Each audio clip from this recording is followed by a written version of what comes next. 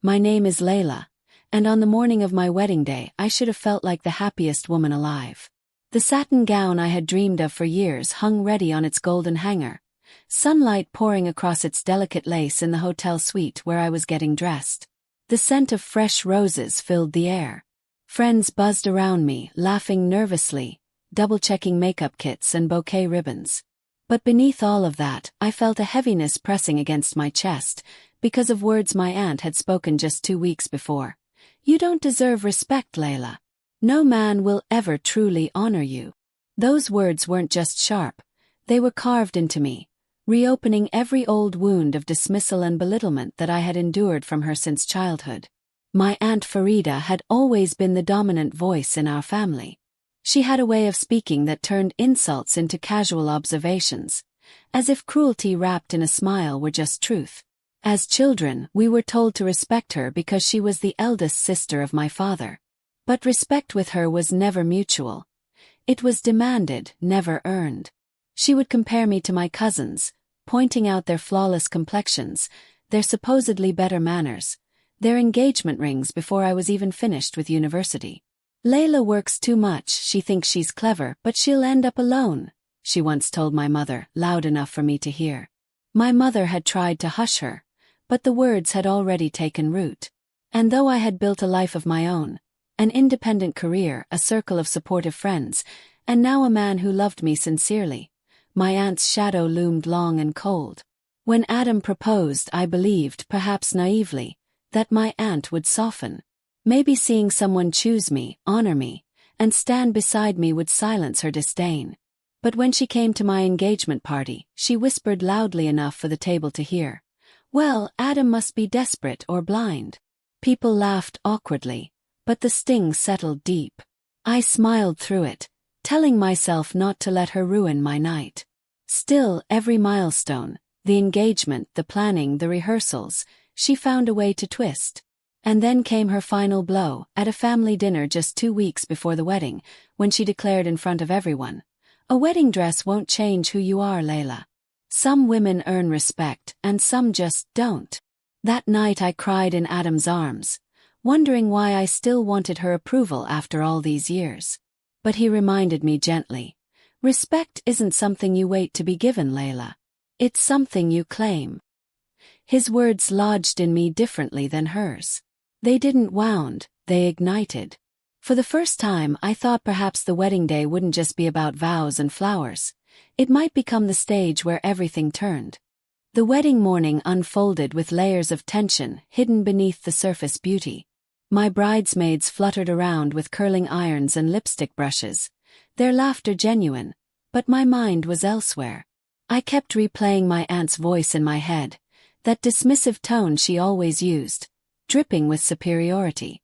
For years I had let it define me, bending myself into someone desperate to prove her wrong. But today was different. Today, she would see me not through her narrowed eyes but through the truth of my choices. When the car arrived to take us to the venue, I caught my reflection in the tinted window. The woman staring back was not a frightened niece anymore. She was a bride, radiant in her own right, with a future that she had worked tirelessly to build. I whispered to myself, "Claim it." My hands still trembled, but not from fear, from anticipation. The ceremony was set in a grand hall decorated with chandeliers that shimmered like frozen stars. Guests filled the seats, their voices a gentle hum of greetings and excitement. When Adam entered with his family, the hall brightened. His smile was steady, his gaze locked on me even before I had stepped into view. And then, as the music swelled and I walked down the aisle, I saw her, my Aunt Farida, seated near the front, her expression unreadable, lips pressed into a line. For a moment, her eyes scanned me from head to toe, as if trying to find a flaw to seize upon. But the murmur in the room wasn't mocking laughter. It was awe. Every step I took erased one of her words. The vows were intimate and strong. Adam spoke of my strength, my heart, the way I had taught him resilience. I spoke of his kindness, his steady presence, the way he believed in me when I doubted myself. People dabbed their eyes with tissues. The hall was wrapped in sincerity. I glanced at my aunt during a pause. Her face was tight, but her composure was cracking. After the vows, the applause rang like thunder, and the reception began. Tables glowed with candlelight, glasses clinked, and music swirled through the air. I could breathe again, lighter with every congratulation and smile. Yet I knew the real test was coming. My aunt had always thrived in receptions, where whispers and jabs could be cloaked as casual remarks. Dinner passed with laughter, stories, and dancing. Then came the moment for speeches. My father spoke with trembling pride, my mother with tears in her voice. My friends cheered me on. Finally, the microphone was offered to Aunt Farida. A hush fell over the room. People seemed to brace themselves. She stood, her voice steady but eyes calculating. "Well," she began, "our Layla has certainly surprised us all." The pause was deliberate, the room tense. I straightened my shoulders, ready this time not to shrink but to stand.